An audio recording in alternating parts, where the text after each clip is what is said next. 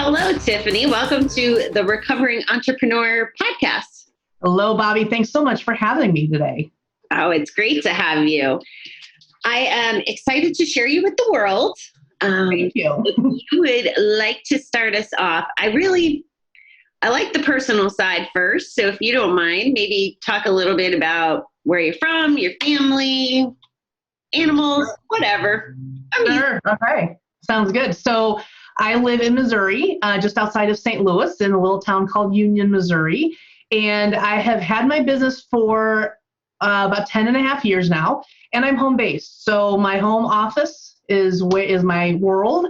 And I am married to my husband, Matt, and we have one 9-year-old son, Aiden. And and that pretty much is my world, work and my family and my community. Yeah. Awesome.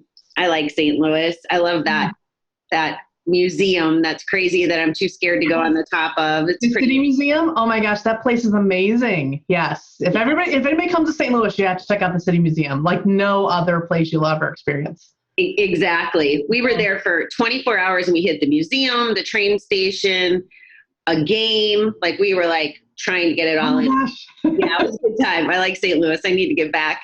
Fun. It is. So what do you do out there? What's this home-based business? What does that look like? Sure. So right now what we do, my company is Lone Orange, and we help solopreneurs figure out how to scale their business beyond just themselves. Because solopreneurs get into business for what they love to do, and they do it really well. But there comes a moment when you can't do it all. And so it's time to start growing a team. And many are resistant, as I was early on in my career. When I started my business, I said, I don't want to have people. I want to just do the work. And I was happy doing the work. And then I realized that there was a ceiling. There was a limit to my time and my energy and the hours in the day. And so helping solopreneurs be able to get past that, like that next level of starting to grow a team, maybe it's hiring a VA. When I started my business, I was a virtual assistant. So I understand that world very well. And so it's helping to hire a VA, helping to get an accountant, just bringing other people in so that they can scale their brand and have a greater impact in the world. May I ask what you did before this business? Yes. So even before the business, you want to know? Yeah. So so kind of the quick, long history is, so my degree was in graphic design. This is important because my journey was kind of varied. Well, my degree was in graphic design, but I never worked professionally.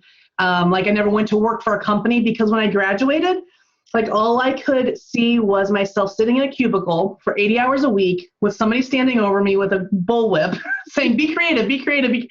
And that just made me cringe. Right. So I actually took a big detour and ended up in youth work for several years. In what? I was working with youth. So youth work. So it was youth ministry first, and then I worked with a urban mentoring and tutoring program. So quite a detour.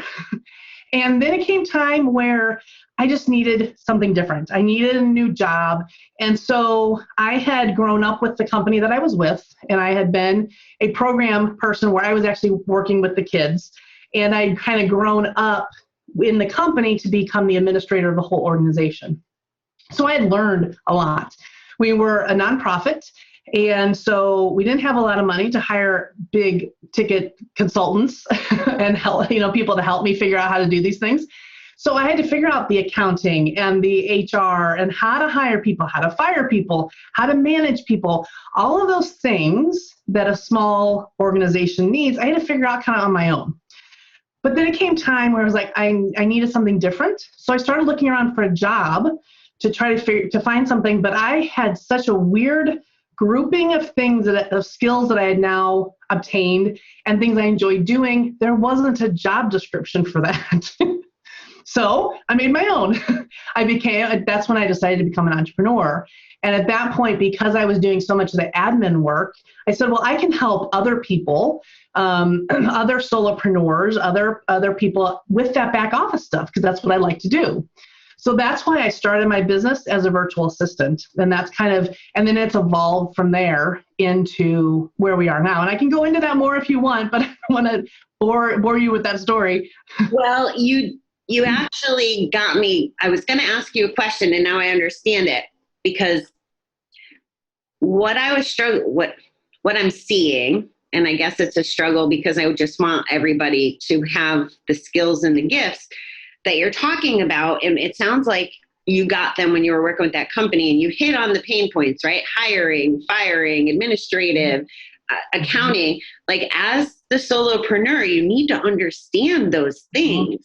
And as someone who's running a VA business, I'm starting to see that there's these beautiful people that have great messages and they want to do the things.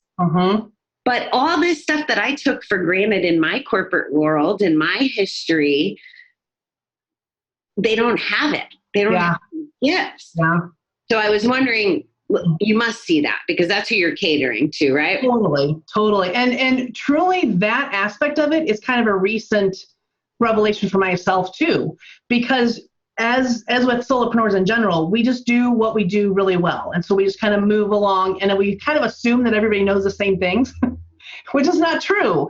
And so it was kind of this big revelation for me to realize, that idea of hiring is a real struggle. The idea, like, to me, you want to go hire a VA? Sure, go hire a VA.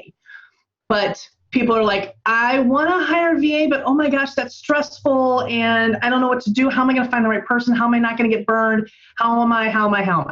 So I was like, well, that's a big part of what I do, is getting people prepared to do that, to scale that. So there's so many hats that we wear as business owners. And so when we come from, the kind of the traditional path is you have your job, you have your corporate or whatever, your nonprofit life, and you're like, I can do this and I can do it on my own. And you go out and you're like, well, I'm just going to keep doing that work, not thinking about or not realizing how big of a part the finance, the team building and HR, all the back office admin stuff, answering emails, like all of that stuff takes up so much time. And we wear so many different hats, and we have to constantly switch those hats rather than just being able to do and serve the way we want to serve. So so that's a big aha for people when they get into business. I think for me, on the flip side, like, I like the visionary stuff. I like the business stuff. And that's why where I'm landing, a year ago, I was in a whole different space than I am now, mentally, and the vision and who I can help. And so doing the whole addiction stuff has a whole different context to it than business stuff. And I think that's what gets me excited now, is I get to use my business skills. And again, I take them for granted, probably the same way you said, that they don't always, they just don't know what they don't know. Yeah, exactly. And so I'm kind of in that middle space where you're not necessarily a startup. The people that I best help, you're not necessarily a startup, although I can help startups, but generally there's a lot of learning that needs to happen. But you're having the people that I best help, my sweet spot is they've been in business for a while, they've had some success, they know that they're going to do this and they're going to keep going, but how do I take the leap from I'm on my own to let's get some help? Or let's start systematizing things so I can be more efficient and effective and grow that way. So it's kind of the ready to hit that growth stage is kind of where I can really best help folks.